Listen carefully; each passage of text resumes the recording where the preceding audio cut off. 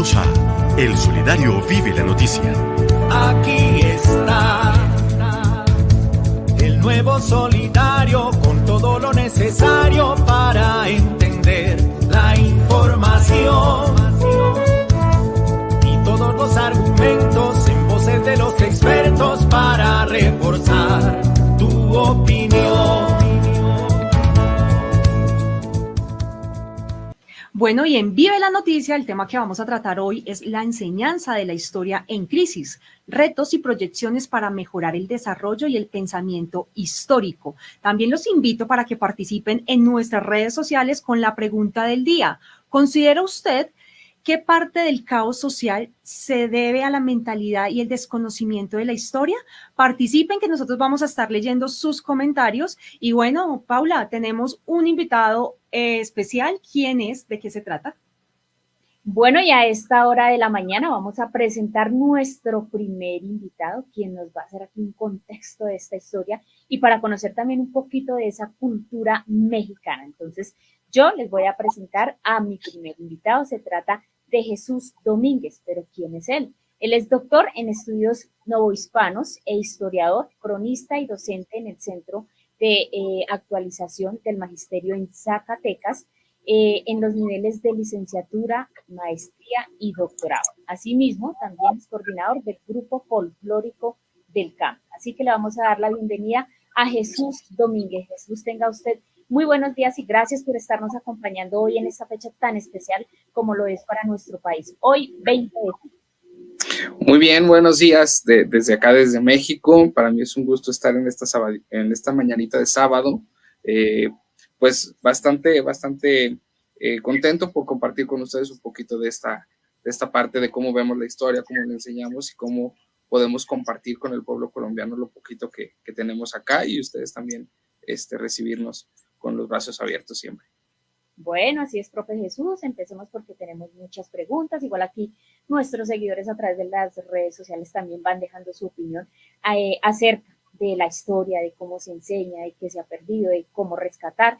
Pero sí quisiéramos saber, profe Jesús, a manera de antecedentes, queríamos preguntarle por qué se ha dedicado usted a enseñar y promover la historia en su país y pues llamémoslo también así, del continente. Bueno, primero hay un antecedente bastante personal. En el caso de que, pues a mí nunca me gustaron las matemáticas, entonces lo que me gustaba era leer. Me gustaba leer y entonces siempre me fue de mucho interés lo que eran las historias infantiles, las historias de cuentos. Después fui entrando a los libros que nos daban acá en México, libros de lectura, donde venían personajes históricos y me llamaron mucho la atención y a partir de ahí se fue dando. Cuando ingreso a la prepa, me doy cuenta que precisamente mi fuerte eran las ciencias sociales y empecé a irme por ahí. Entonces ya decidí entrar a la licenciatura en historia precisamente para poder enfocarme un poquito más en esto que me gustaba, que era la historia nacional, la historia mundial. Y a partir de ahí pues empecé a tener mayor acercamiento. Cuando egreso, tengo la fortuna de ingresar directamente a dar clases en cuanto egresé. Egreso yo en julio y en agosto yo ya estaba trabajando. Entonces, fue algo que de manera fortuita se fue dando y empecé a meterme en temas de historia de la educación. Más que nada, pues, empecé a agarrar esa línea de historia de la educación. Empecé a investigar un poquito, empecé a sacar algunos pequeños textos, después me hizo un poquito más profunda la investigación. Hice una maestría en la que hice precisamente historia de la educación y a partir de ahí me encantó esta parte de la enseñanza de la historia y me fui por ese camino. Traté de seguir por ese camino, no fue muy sencillo, hubo altibajos obviamente, pero creo que es bastante gratificante porque uno puede generar conciencia en las personas, generar ideas de libertad, ideas de crítica, pero también de construcción social.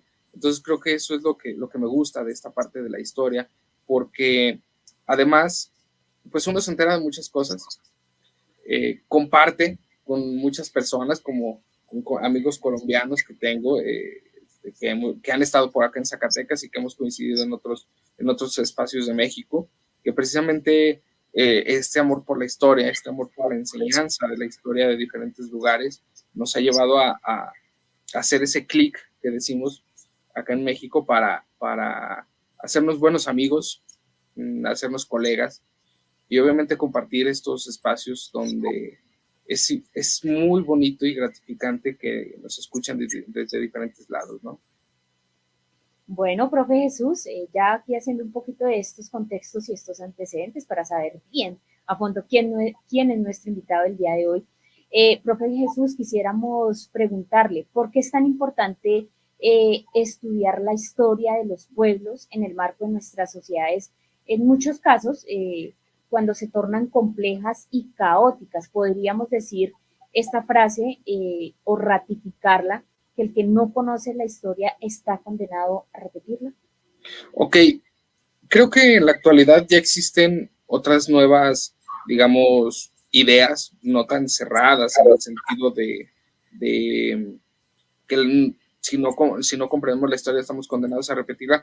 Creo que hay ciclos en la historia en las que se pueden repetir algunos eventos o hacer similitudes, digamos, comparativas en las que obviamente hay cosas que son muy, muy similares. Por ejemplo, en México tuvimos en el 1810 el inicio de la lucha de independencia, por la independencia del gobierno español. 100 años después tuvimos lo que denominamos la Revolución Mexicana en contra de un dictador que permaneció 30 años en el gobierno, que a decir verdad y con esta historia, digamos, reciente, no podemos decir que haya sido totalmente negativo a esa dictadura, que era lo que había que cambiar, no el modelo, sino a la figura. Entonces ahí es como que cosas ya no son similares, ¿no? Bueno, son similares, pero no son iguales. Entonces es importante conocer la historia de los pueblos porque nos permite hacer estas comparativas precisamente. Hacer comparativas sobre lo que sucedió, sobre de dónde venimos, hacia dónde vamos. O sea, no podemos adivinar el futuro, pero si sabemos que si estamos en unas condiciones, digamos, de democracia efectiva, pues nos va a ir mejor, obviamente. Estoy convencido de que aunque haya una monarquía, pero haya un parlamento que permita que haya democracia, que haya un poquito más de apertura, creo que es positivo en este sentido del gobierno de los países, de las naciones. Es importante también aprender historia y enseñar historia, porque eso nos va a permitir conocer desde diferentes miradas cómo se ha construido nuestro país, cualquiera que este sea. Porque así seamos, por ejemplo, países de Norteamérica, países de Sudamérica, de Europa, de África, etcétera, tenemos cosas en común y eso nos permite ir viendo de qué manera se han construido los países, sobre todo porque nos va a identificar como ciudadanos de tal o cual lugar. Es decir, nos va a dar un sentido de pertenencia, una identidad que está mucho más allá de elementos, digamos, banales, como la música, como ese tipo de situaciones. Pero también la música, entendida desde el punto de vista histórico, nos va a dar identidad. Por ejemplo, a nosotros el mariachi, no sé si me equivoque, pero en Colombia la cumbia, y existen otras regiones, y eso también da mucha identidad si se estudia desde un punto de vista serio. O sea, serio no significa aburrido, sino con la seriedad necesaria para entender el porqué o de dónde venimos. En México tenemos lo que se llama la polca norteña, y es algo muy similar a las polcas polacas, con acordeón, con guitarra, con trabajo, y eso también nos da mucha identidad porque es lo que ahora se está masificando. Entender de dónde viene esta historia se está masificando, y en muchas partes del país y en muchas partes del mundo conocen a grupos mexicanos norteños, ahora les denominan regional mexicano, y puedo poner algunos ejemplos. Puedo poner ejemplo como los Tigres del Norte, Ramón Ayala, Tucanes de Tijuana, etcétera, ¿no? Hay varios. O sea, y eso es como que identidad. La otra es el mariachi. Todos los instrumentos venidos y que conforman el mariachi no son mexicanos. Son adecuaciones de instrumentos europeos. Entonces aquí estoy hablando de un sincretismo cultural, no solamente religioso, sino cultural, que nos ha dado la identidad. Por ejemplo, en Colombia, grupos que nos han visitado de folclore traen acordeón muy similar al de nosotros. Entonces también habla de esta simbiosis cultural en la que estamos inmersos como países latinoamericanos. Ahora, conocer la historia de los pueblos como tal, ya historia política, también nos permite para identificar que tenemos algunas similitudes en próceres, digamos, en personajes importantes. Por ejemplo, para Sudamérica está Simón Bolívar, está José San Martín. En México está Miguel Hidalgo, Benito Juárez, aunque no son contemporáneos, pero bueno, son figuras representativas que han incidido directamente en todo el continente, incluso más allá, ¿no?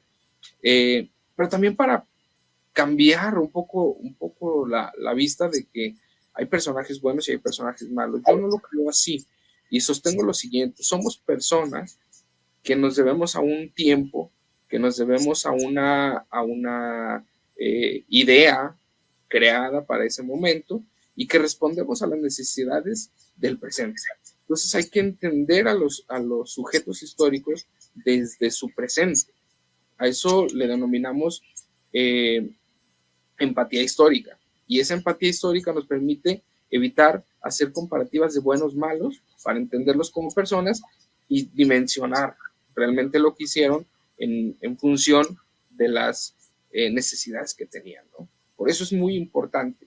Y aparte nos permite identificar por qué hay caos o por qué hay la complejidad social que se vive, porque desigualdad siempre la ha habido. Estoy convencido que siempre la va a haber, aunque no estoy de acuerdo en que la hubiera. Pero desafortunadamente eso también la historia nos sirve para entender el porqué de estas situaciones y tratar de cambiarlo. No repetirlo a rajatabla, pero sí tratar de cambiar un poquito la idea de que como debemos de estar, como estamos, debemos de estar siempre. Creo que podemos modificar nuestras situaciones personales, laborales, etcétera. Creo que nos podemos tratar de superar en función de mejorar la sociedad desde lo que nos corresponde a nosotros, ¿no? Así es, profe Jesús. Bueno, lo importante es estudiar la historia, ¿no? Conocer la historia de nuestros pueblos.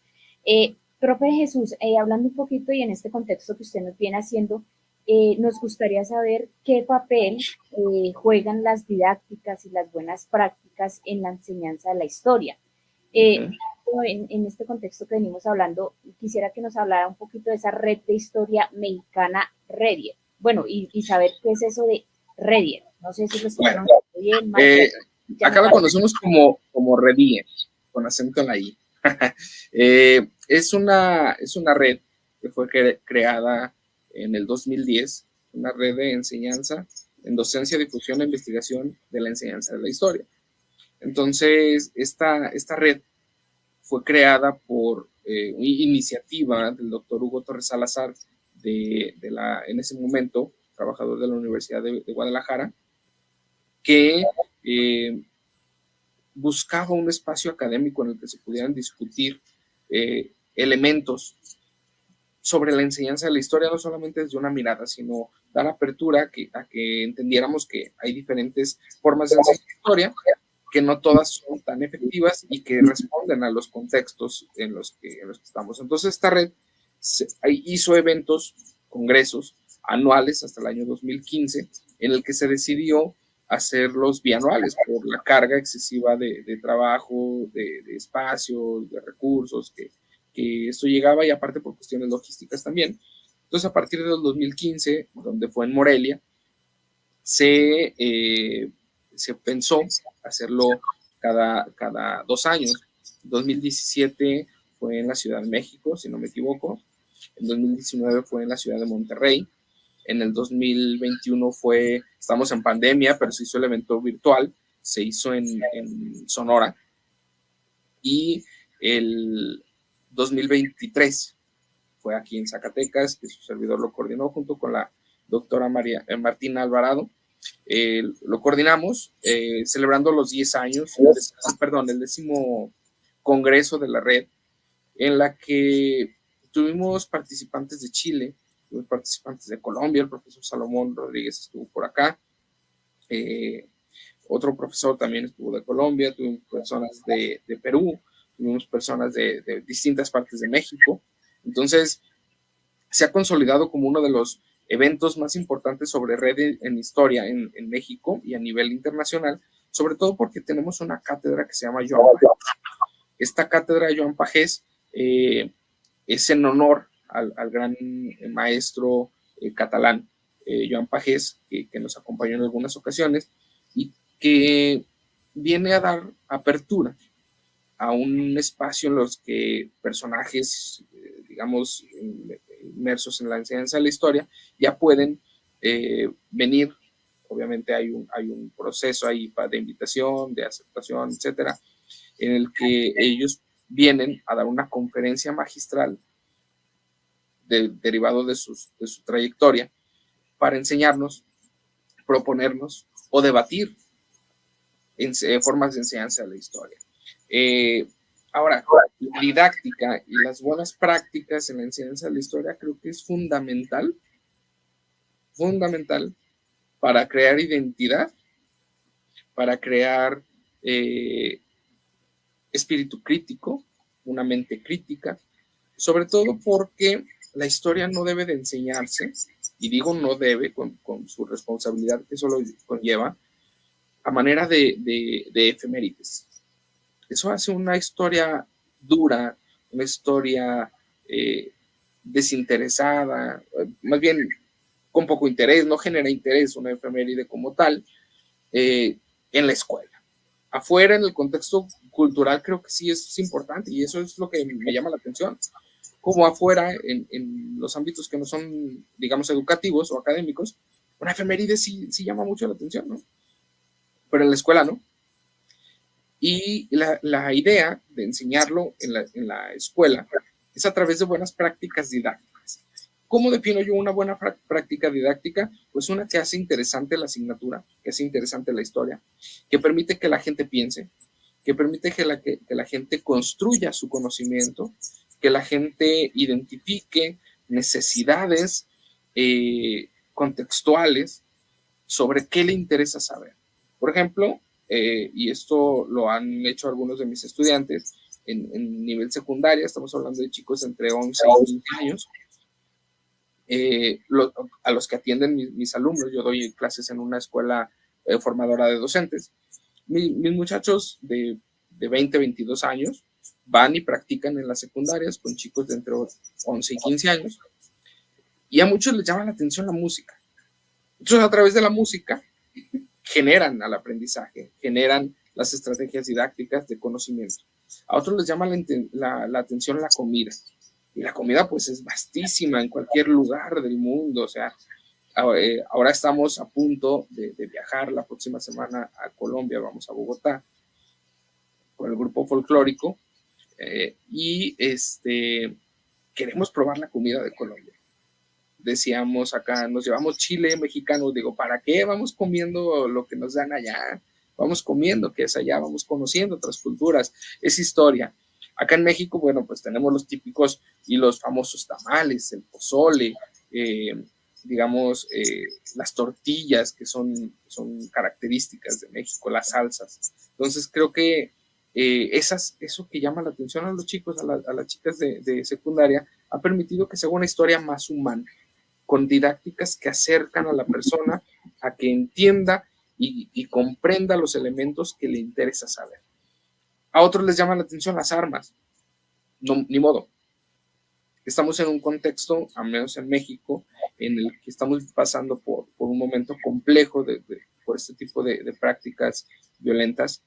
Y a los chicos les llama la atención, es la cultura en la que viven.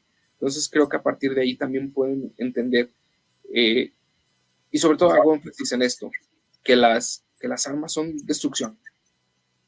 O sea, son destrucción y poco permiten para una convivencia armónica, para una convivencia social estable.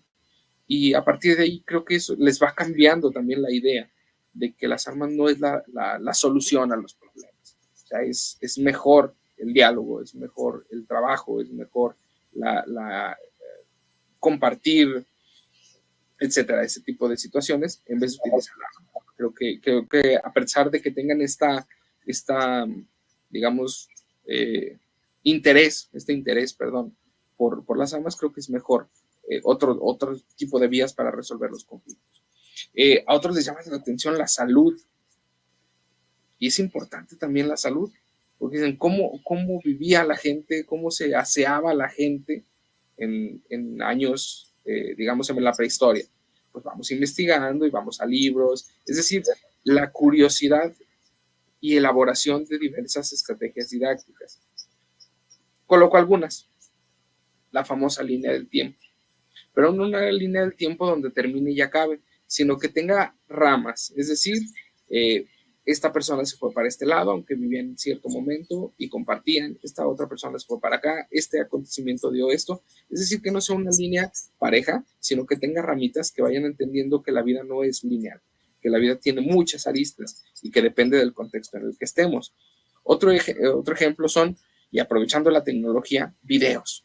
Que los chicos hagan videos de sus investigaciones, que hagan alguna reflexión crítica, y ahora utilizando un poquito esto de la inteligencia artificial, que hagan reconstrucciones faciales de las personas, de los personajes históricos, con los temas que ellos investigaron. Entonces no estamos peleados la historia con la tecnología tampoco, pero hay que saberlo utilizar, ¿no? Creo que por ahí podríamos ir. Bueno, puntos claves que nos comparte aquí el profe Jesús. Bueno, profe Jesús, antes de irnos a la siguiente pregunta y ya aquí como para ir finalizando este tema, ustedes no se pueden ir de Colombia sin probar el ajiaco, el sancocho, la bandeja paisa. No se van a arrepentir de ese sazón colombiano. Estamos seguros que aquí Colombia los va a recibir con los brazos abiertos, ese calor humano que nosotros tenemos. Y bueno, aquí unos recomendados, yo sé que nuestros seguidores también van a empezar a hacer recomendaciones aquí a nuestro invitado. Profe Jesús, usted hablaba ahorita de la importancia de enseñar la historia desde la escuela. En Colombia, pues los currículos escolares integraron la historia, con otras ciencias y pues de hecho se enseñan ciencias sociales. ¿Qué opina usted de esa integralidad? En muchos casos, ¿será que se desmerita o no la enseñanza de la historia? Creo que en México también está sucediendo algo similar. Acá les están llamando campos formativos y estamos en el campo formativo, la historia está en el campo formativo de enseñanza, cultura y sociedad. Entonces creo que debe de haber una muy buena preparación para que el profesorado que vaya a atender esta línea sea capaz de entender la importancia de la historia en el contexto en el que quieran hablar.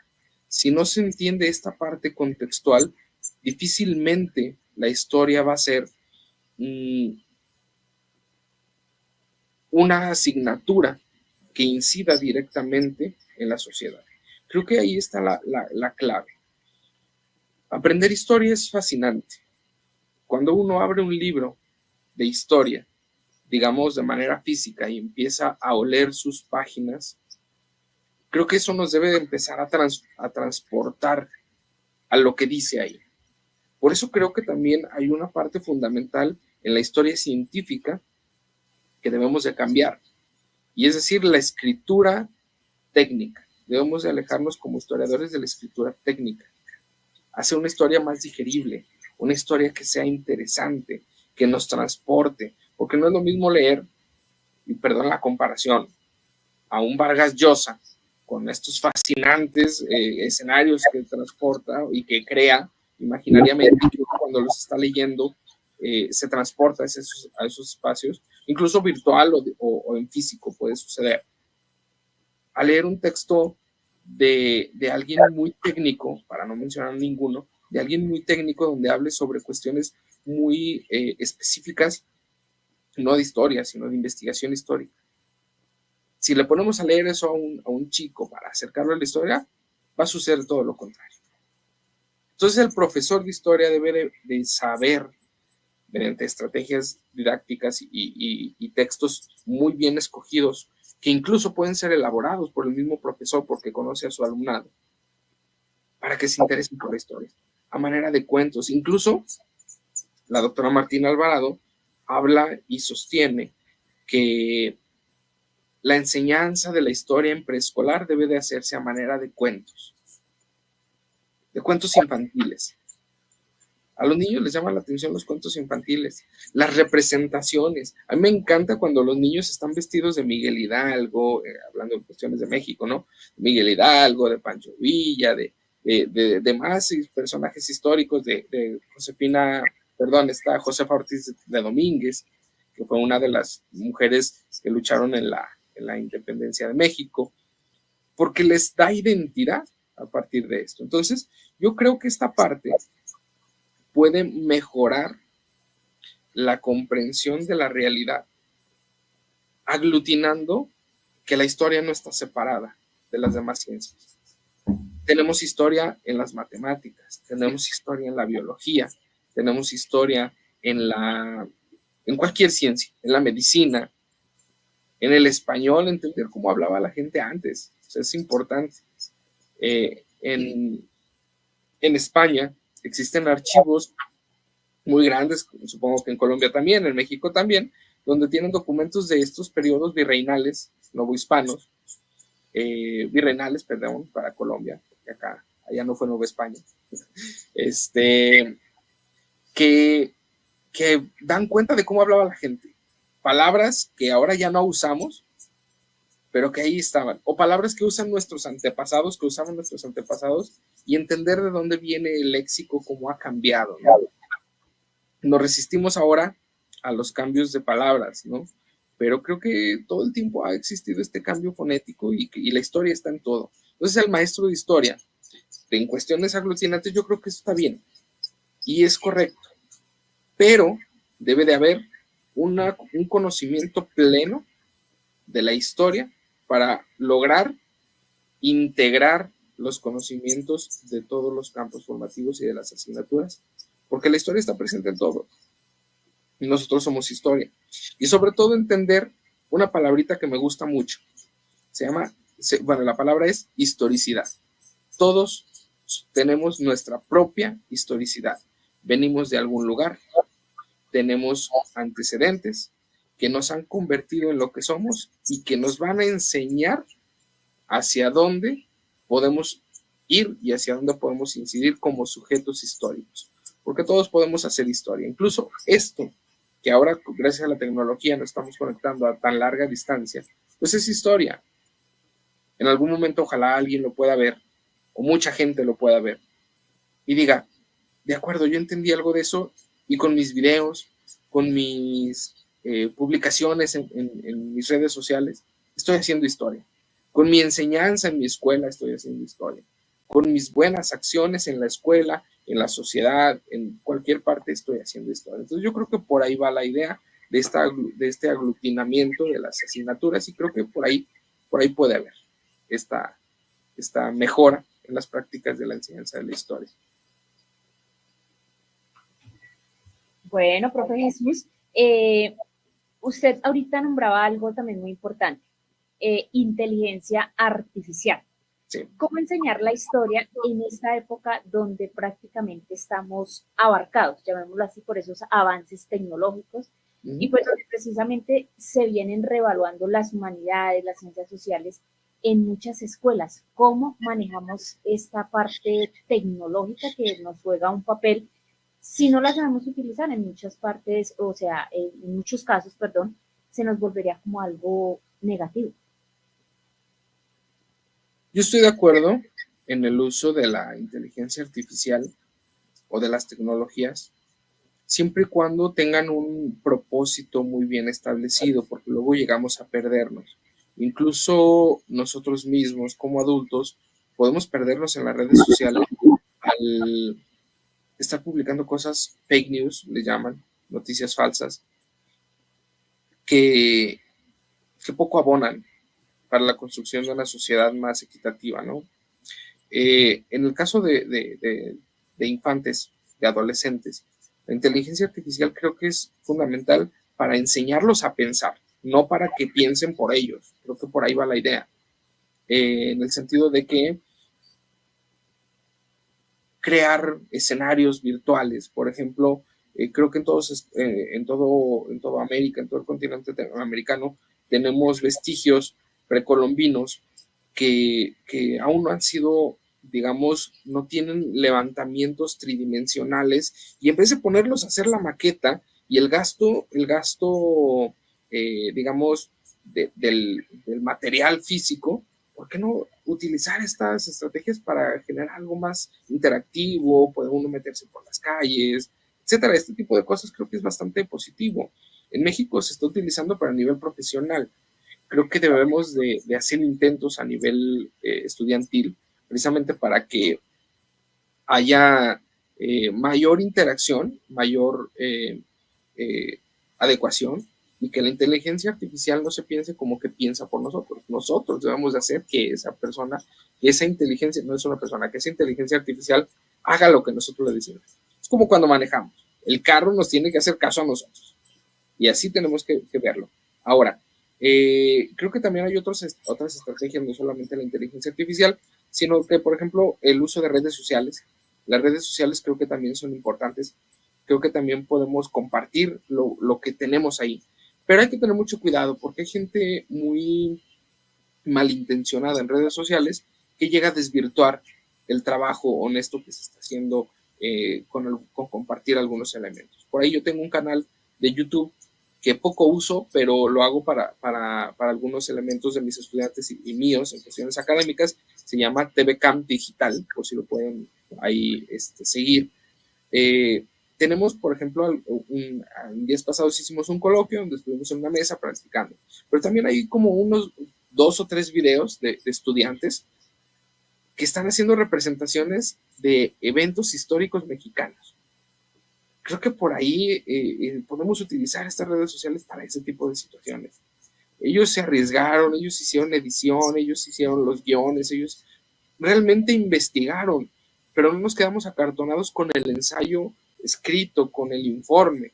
Pues vamos un poquito más allá, y creo que eso es lo que va a permitir que cambiemos la idea, que utilicemos los recursos que tenemos, y que aparte veamos de mejor manera la tecnología, y que la historia no está peleada con la tecnología. Les decíamos hace tiempo, acá en México es un parteaguas la Revolución Mexicana de 1910. Estamos hablando de alrededor de 114 años de distancia. Entonces, cuando su servidor estaba en educación básica, nos ponían a hacer museos en el aula y nos pedían elementos, objetos de nuestra casa que fueran, digamos, antiguos. Y llevábamos algunas planchitas de carbón, es decir, de las que se ponían arriba del carbón, se calentaban y con eso se planchaba.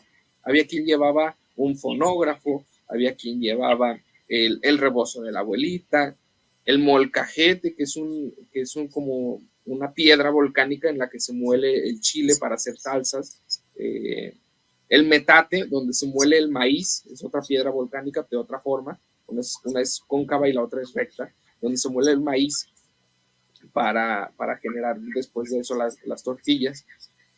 Y ahora mis estudiantes decían, yo quiero hacer un museo en el aula. Le digo, ¿y qué les vas a pedir? Pues que se traigan la planchita. Y le dije, no, error.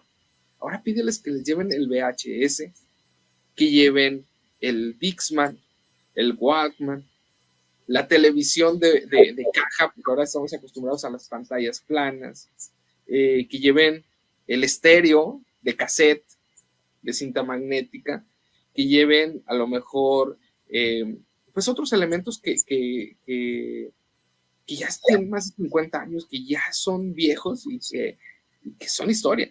O sea, recuerdo ese tipo de cosas. Me dice, pero es que eso, ¿cómo lo puedo poner? Le digo, con el final del siglo XX, con la historia final del siglo XX. Es más, tráiganse una playera del equipo de fútbol de los años 90, eso ya es historia. Es decir, no ver la historia lejana, acercarla a nosotros y a partir de ahí vivirla. Hay que vivir la historia. Por ejemplo, ahora que vamos a ir allá a Colombia, el miércoles estamos viajando hacia allá, jueves ya estamos instalados bien y empezamos con los eventos. Creo que a partir de ahí podemos enseñar cómo la historia de nuestra cultura folclórica va a formar nuestra identidad como mexicanos. Y creo que eso de compartir es excelentísimo. Una historia humana, una historia cercana de lo que yo creo, con tecnología, obviamente, también. Bueno, profe Jesús, ya antes de irnos y de terminar, yo sí quisiera que conociéramos o que nos diera a conocer algunos tips y recomendaciones de enseñar la historia y a la vez poderla desarrollar dentro de ese pensamiento histórico, desde su experiencia, desde su conocimiento y desde la ejecución que usted, profe Jesús, con esa experiencia ejerce en el aula de clase. Sí, hay varias formas y yo propongo la enseñanza de la historia con fuentes primarias. Las fuentes primarias son todo aquello que se ha construido o aquellos vestigios que han quedado de manera histórica, que no fueron creados con esa intención, pero que permanecen y nos pueden ayudar a entender la historia. Uno de ellos son los edificios. ¿Por qué ese edificio está ahí? ¿Por qué ese edificio se construyó de tal manera? ¿Por qué esa iglesia tiene esa fachada? ¿Por qué la patrona o el patrono, de la ciudad es tal o cual persona? Perdón, tal o cual santo. Creo que todo eso es cultura y creo que todo eso nos puede ayudar.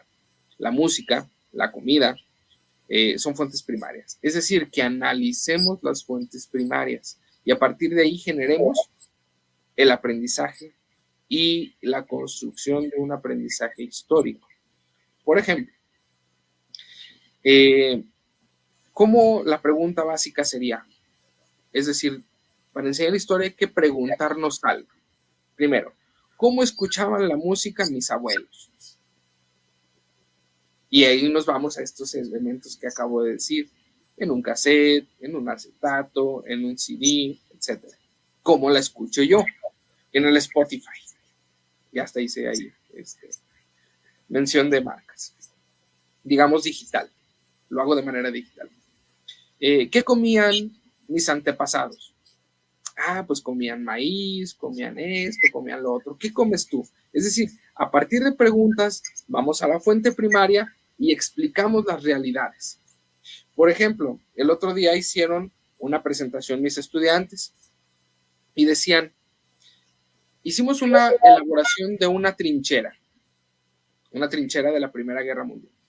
Y me explicaban que ahí morían, que era insalubre y que no tenían alimento, bueno, que no tenían agua, que no tenían aseo, que había ciertas estrategias, etc. Yo les pregunté, ¿y qué comían? No me supieron contestar. No fue error de ellos, fue una cuestión natural, no lo iban a saber, no se enfocaron en eso. Pero yo se los quería preguntar para decirles entonces que nosotros seguimos comiendo cosas como de la Primera o Segunda Guerra Mundial. Es decir, cosas enlatadas, las famosas sopas instantáneas, los refrescos, los atunes, este tipo de cosas, pues vienen de esos momentos. Y ya estamos acercando y son fuentes primarias y son fuentes que no fueron construidas para eso, digamos, para dejar historia, sino por cuestiones utilitarias del momento, por las necesidades del momento, pero que se han convertido en elementos históricos. En la Ciudad de México, en la capital del país, hay un museo de la tecnología. Y tienen desde los teléfonos antiguos de disco que uno les daba vuelta y hasta que regresara el número, hasta el más moderno teléfono celular inteligente. Es decir, la tecnología, la fuente primaria, no están peleadas y podemos analizar. Otro detalle también sería llevarlos a museos. Los museos son importantísimos para la enseñanza de la historia. Otro elemento, recorridos turísticos. Pero no solamente que se queden con lo que diga el guía, sino que indaguen sobre las preguntas que tienen para que a partir de ahí puedan entender que no hay una sola versión de las cosas. Hay muchas versiones y estas versiones nos van a ayudar a entender que no somos los mismos, no estamos en las mismas condiciones y obviamente podemos y tenemos la posibilidad de entenderlo a grandes rasgos todo lo que nos propongamos si hacemos una pregunta adecuada. Entonces, para finalizar, una pregunta adecuada, fuente primaria de acuerdo a las necesidades del tema. Puede ser un edificio, puede ser un objeto, puede ser comida, puede ser música, etc. Un documento histórico que esté en un archivo, también puede ser. Recorridos turísticos. Y a partir de ahí, formular ideas, formular un conocimiento, explicarlo, compartirlo, socializarlo, y a partir de ahí llegar a ciertos acuerdos. Creo que esa sería la propuesta de enseñanza de la historia que yo manejaría, porque nos acerca a la historia y nos permite vivirla. Bueno, profe Jesús, muchísimas gracias. Y aquí a través de nuestras redes sociales, nuestros seguidores están preguntando, por qué no lo ha dicho nuestro invitado, que nos visitará la próxima semana en nuestro país, donde podemos conocer a Jesús Domínguez, nuestro invitado, con su grupo mexicano Ballet Folclórico del Centro de Actualización del Magisterio de en Zacatecas, pues sencillamente acompañándonos en el próximo o en el Provincial de Cultura que se realizará en Tocaima. Recuerde que al inicio del programa el profesor Rodrigo Carrión nos hizo esa invitación. Entonces, yo los invito para que no nos perdamos de esta gran muestra folclórica del país hermano de México. Ahora sí, Jesús, muchísimas gracias por haber aceptado esta invitación, pero antes de eso, ese mensaje final para todos nuestros maestros colombianos, para nuestros seguidores y para la gran familia Cobotraeco. Claro que sí. Pues es un gusto estar siempre con ustedes. Ya es la segunda vez que estoy. La otra vez hablé sobre cuestiones del Día de Muertos mexicano. Y ahora pues estaremos la semana que entra en Tocaima y en algunos espacios más que estamos que están por entregarnos, digamos, el itinerario completo.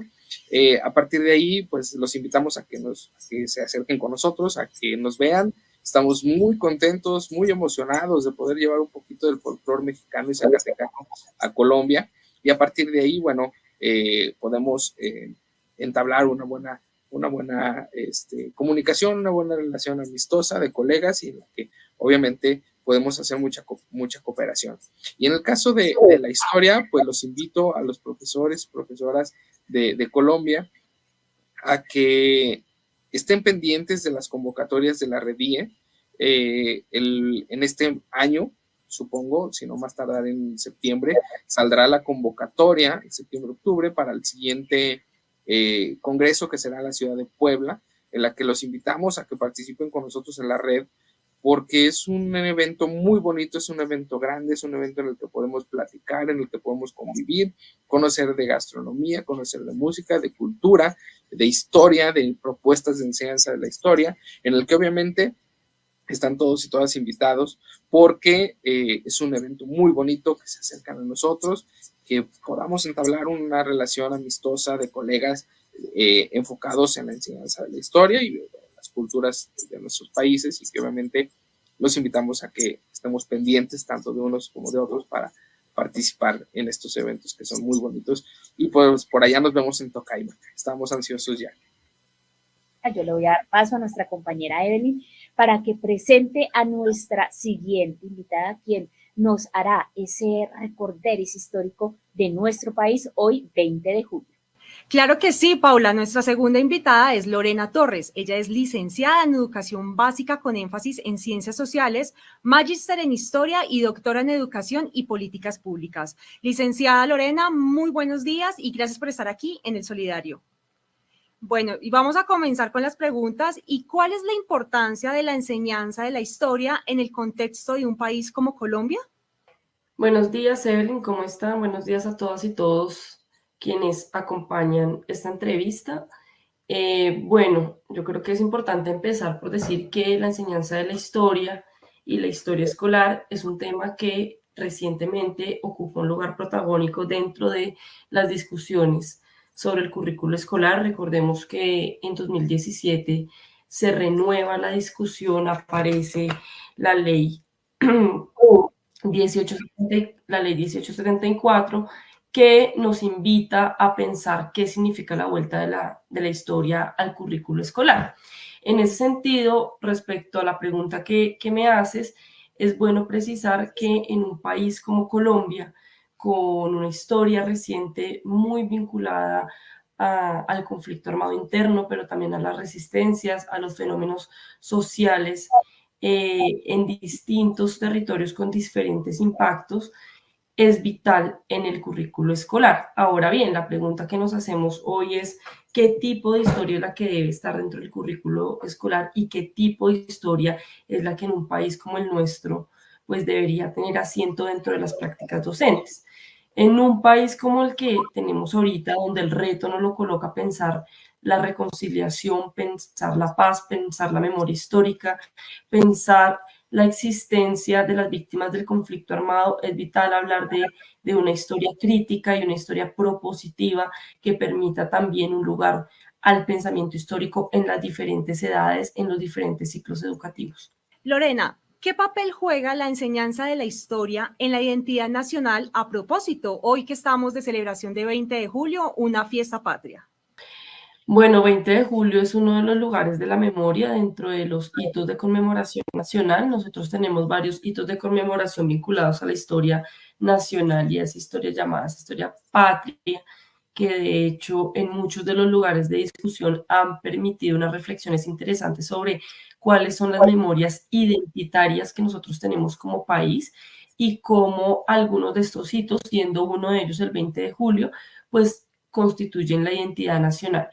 Ahí considero que es importante retomar las discusiones y las reflexiones recientes acerca de qué es lo identitario y cuáles son las memorias identitarias y las historias identitarias que nos han constituido como país. Y para ello, efectivamente, claro, son importantes estas fechas, pero también son importantes que dentro de ese abanico de conmemoraciones y ese abanico de reconocimientos de historias nacionales podamos integrar otras historias, historias territoriales, historias locales, historias barriales que han constituido cientos de comunidades como comunidades históricas, comunidades que en el país, por ejemplo, han estado olvidadas o que sus historias no han sido escritas y no han sido recordadas y no han sido conmemoradas dentro de los anaqueles de la historia nacional. Si bien es importante tener ese lugar de la historia nacional, ahora bien, ¿cuáles son las preguntas que le hacemos hoy a la historia nacional, ¿no? ¿Cuáles son las preguntas que le hacemos al pasado de esos hechos que conmemoramos hoy, ¿no? ¿Cuáles son las preguntas que le hacemos a la independencia y a los hombres y mujeres que gestaron la independencia? Estos hitos conmemorativos lo que debería permitirnos es una relación reflexiva con el pasado, con nuestro pasado, y esa relación reflexiva debería estar en torno a cuáles son las identidades que nos constituyen hoy y cuáles son las identidades que nos constituyen hoy como un país plural y como un país que necesita desde los diferentes territorios pensarse y no solamente desde el centro. Lorena, contémosle a nuestros asociados cómo se le enseña la historia y dónde están las falencias de las enseñanzas de la historia en las aulas de clase. Bueno, como lo decía al principio, es importante entender que desde 1984, con el decreto 1002, en Colombia se estipula la enseñanza de las ciencias sociales, lo cual es ratificado con la Ley General de Educación, la Ley 115 de 1994. Eso quiere decir que dentro del currículo común que nosotros tenemos, porque Colombia tiene un currículo común, nosotros no tenemos un currículo prescriptivo, sino tenemos un currículo común que se rige por unos documentos que involucran o enmarcan eso que llamamos común. Los documentos son los lineamientos curriculares y los estándares básicos por competencias. Hablando de ciencias sociales, que han sido los últimos 30 años, la discusión y la última ley que aparece en el 2017, que fue producto de un proceso y de un proyecto ley formulado, construido, formulado y acompañado por una excongresista, de hecho de tendencia conservadora, muy vinculada a unos sectores religiosos de este país, que fue la ex senadora Vivian Morales, acompañada en la formulación de ese proyecto por historiadores y por algunas facultades de historia de este país, trae de vuelta una discusión sobre cuál es el lugar de la historia y cuáles son esas problemáticas o por lo menos esos desafíos y esos retos que tiene la enseñanza de la historia hoy.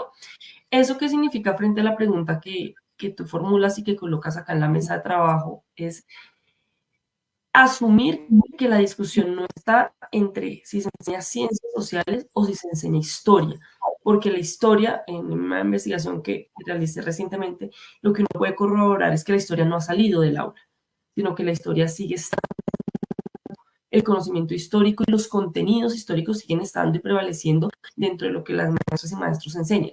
Ahora bien, la pregunta es qué tipo de historia es la que nos debe convocar hoy y qué tipo de historia es la que debería estar en el aula. Y si hablamos de qué tipo de historia, volvemos a lo que hablábamos anteriormente, es cómo la escuela y el lugar de la enseñanza de la historia permite un pensamiento y una construcción de pensamiento histórico reflexivo acerca de lo que viven los estudiantes y lo que viven las comunidades educativas hoy y cómo eso que viven puede tener relación con sus pasados. ¿Eso a qué nos lleva? A buscar historias significativas y a buscar que la historia tenga un lugar significativo dentro del currículo escolar. Pero ese no es el único reto.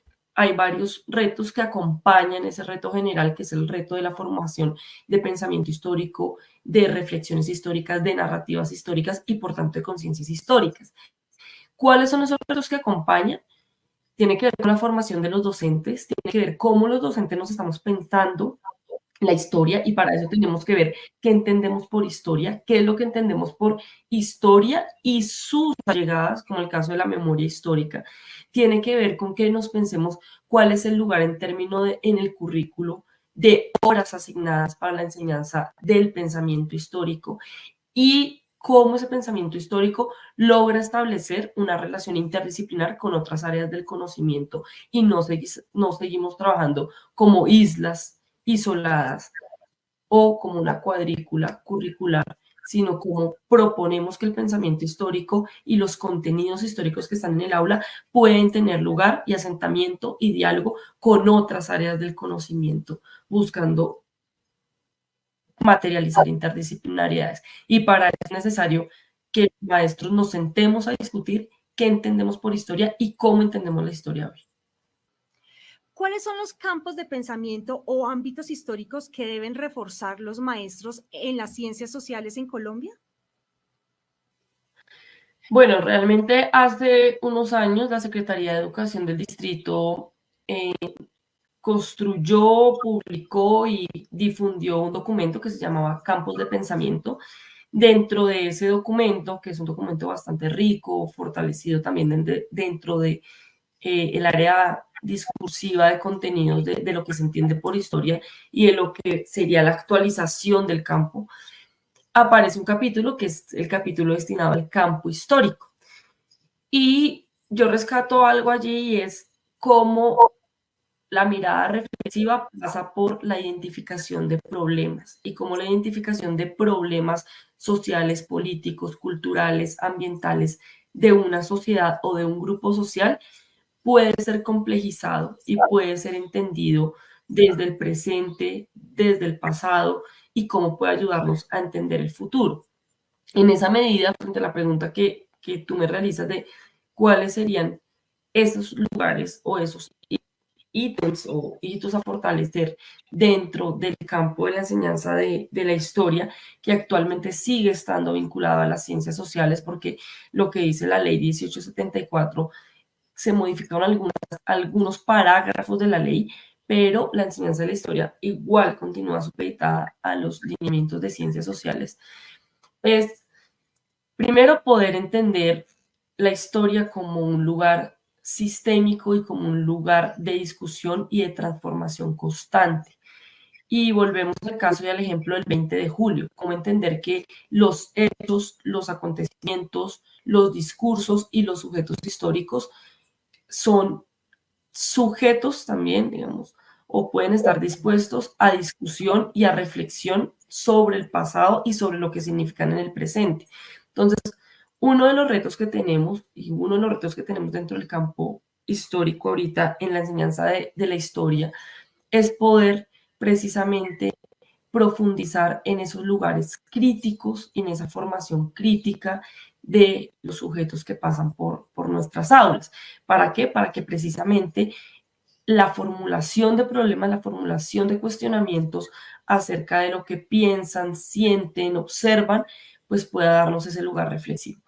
Lo otro tiene que ver, en efecto, como lo decía antes, con un diálogo de saberes entre docentes. Aquí no puede haber una mirada unilateral entre docente y estudiante, sino que la práctica docente se construye y en esa construcción pues debemos permitirnos unos espacios de discusión, de formación, de reflexión y de construcción en torno a lo que está sucediendo hoy con la enseñanza de la historia, al lugar que tiene la enseñanza, pero sobre todo a la pertinencia que tiene la enseñanza de la historia hoy en un país como Colombia, que acaba de salir de unos diálogos de paz, que acaba de salir también de un acuerdo final para la paz, que acaba de tener una comisión de la verdad. Entonces, eso es un reto, entender cuáles son las necesidades y las pertinencias sociales que nos habla la realidad colombiana para sujetar a ella el pensamiento histórico es un reto. Y lo otro tiene que ver con mirar reflexivamente cómo aparece la enseñanza de la historia de forma concreta en los lineamientos y en los estándares por competencia y por ende en lo que se evalúan las pruebas estandarizadas y en todos los procesos de evaluación que surgen de ellas o que se derivan de ellas. ¿Por qué pensar la evaluación y por qué pensarla en relación con lo que está dentro de los referentes de calidad?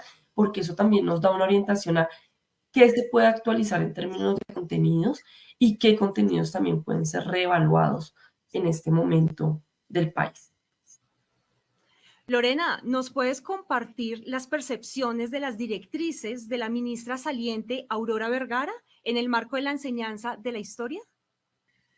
Bueno, pues en su momento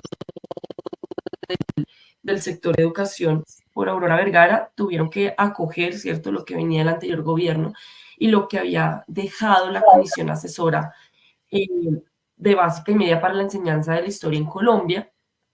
Esa comisión de dónde nace, que creo que también es interesante dar un contexto.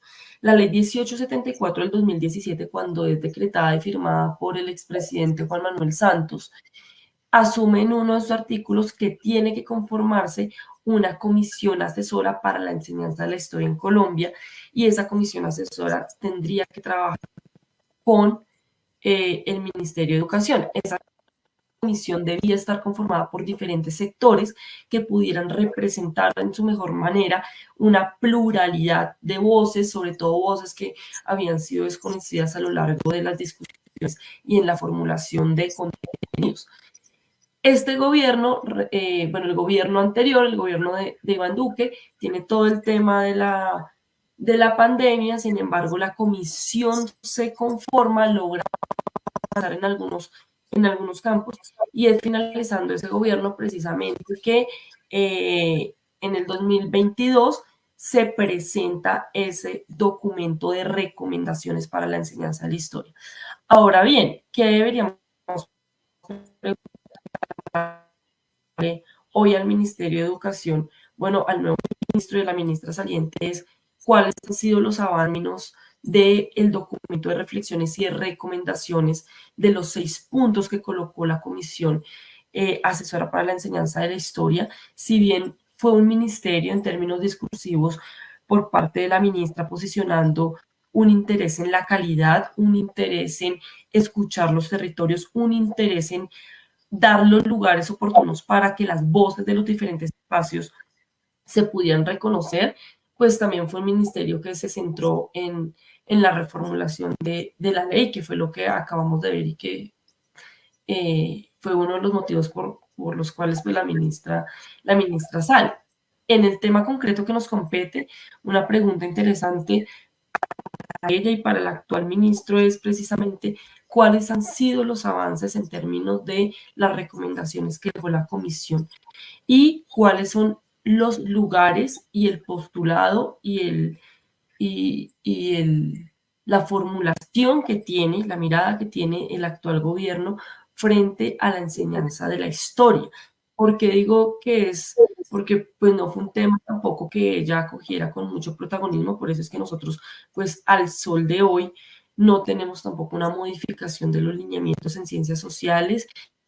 No hemos visto tampoco un avance en la discusión en términos de lo que nos amerita la enseñanza de la historia conforme las recomendaciones y conforme la ley del 2017, pero además es entender el momento por el que pasa el país y ver en este gobierno una oportunidad para esta discusión. Entonces, si no se aprovechan o no se generan los espacios para que precisamente se retomen las reflexiones y se retomen las reconstrucciones y las recomendaciones que hizo la comisión asesora, pues seguramente los 4 años de gobierno en el sector de educación no darán un lugar protagonista a este tema. Lorena, a propósito de la pregunta anterior, ¿está usted de acuerdo con la integración de las ciencias sociales? ¿Cuáles son los pro y los contra? Bueno, digamos que acá hay una discusión interesante que por ejemplo, pues no podemos darle una apertura o la apertura que debería tener, y es que esto no es una discusión propia o isolada de Colombia. Hay otros países en el contexto de América Latina como Argentina, Brasil, que igual han tenido discusiones curriculares en términos del paso de la historia a la enseñanza de las ciencias sociales o viceversa, de las ciencias sociales a la historia. Pero, ¿qué nos hace a nosotros particulares o cuál ha sido la particularidad de esta discusión en términos de la presencia de la historia en el marco de las ciencias sociales escolares?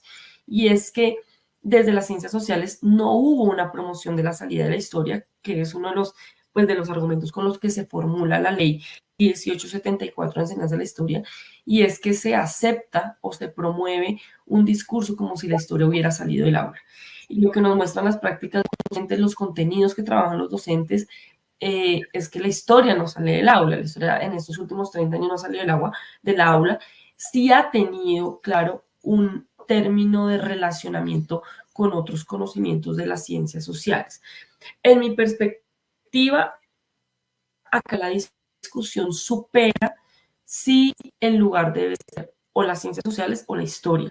Igual lo dice la ley, la enseñanza de la historia va a seguir siendo parte de los lineamientos de las ciencias sociales.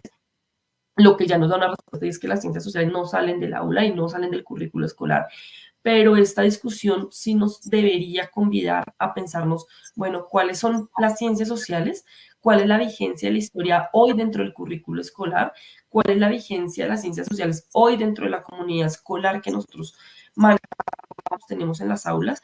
Y cómo preguntamos y nos cuestionamos por los lugares y la pertinencia de la historia y qué tipo de historia es la que queremos seguir produciendo o reproduciendo, si es el caso. Entonces, la discusión sobre si son ciencias sociales o historia, para mí las ciencias sociales han tenido un lugar fundamental.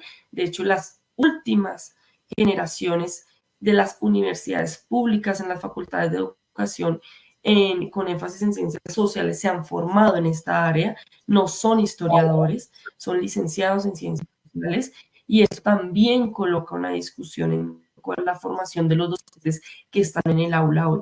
Para mí, las ciencias sociales no deberían perder su vigencia en la escuela, pero ahora bien, en el lugar de la ciencia, de la enseñanza de la historia, perdón, debería tener hoy una reflexión sobre qué estamos enseñando, para qué estamos enseñando, cómo lo estamos enseñando y cuándo enseñamos determinados contenidos, rompiendo un poco ese mito de que solo enseñamos historia en la media porque los estudiantes tienen un proceso mental diferente, sino más bien cómo proponemos para que toda una generación pueda tener así parte de los procesos de aprendizaje de la enseñanza de la historia y de las ciencias sociales escolares. Bueno, Lorena, y para finalizar esta entrevista, sí quisiéramos que le mandaras un mensaje a todos los maestros colombianos en esta fecha tan especial para Colombia, hoy 20 de julio.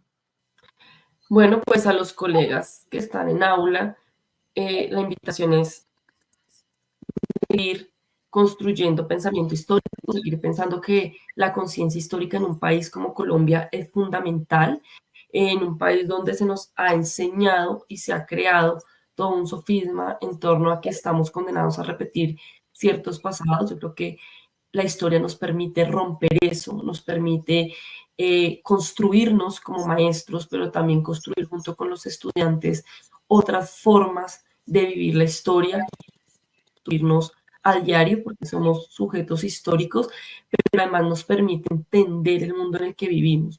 y ese lugar de entendimiento también nos da un camino, o la luz, un camino a la significancia de la historia. Significar el pensamiento histórico es precisamente sacarlo o desempolvarlo de esas ideas o de esas nociones y esas representaciones que se tienen en la historia, quizás como algo aburrido, como una letra muerta, como un pasado enquilosado, y darle, al contrario, un protagonismo que es el que necesitamos que hoy adquiera el pensamiento histórico en el aula, y es para poder comprender la realidad en la que vivimos y el mundo, específicamente el país en el que vivimos. Entender la historia nos permite comprender por qué tenemos este país, por qué las problemáticas, por qué las desavenencias, pero también por qué las oportunidades de país que tenemos hoy. Y eso es un reto en el aula de clase, sobre todo en un mundo que gira en torno al presentismo. Bueno, hemos llegado al final de nuestro programa, pero quiero invitar a todos nuestros oyentes porque tienen una cita el próximo sábado de 9 a 11 de la mañana aquí en El Solidario. Paula, que tengas un feliz fin de semana. Bueno, Evelyn, igualmente, y para todos nuestros seguidores que estuvieron muy pendientes de nuestro programa, así usted lo ha dicho, Evelyn, se nos acabó el tiempo desafortunadamente, pero tenemos una cita informativa el próximo sábado. Como siempre, yo les recuerdo, hay que seguirnos cuidando, que tengan todos un feliz y bendecido fin de semana. Chao.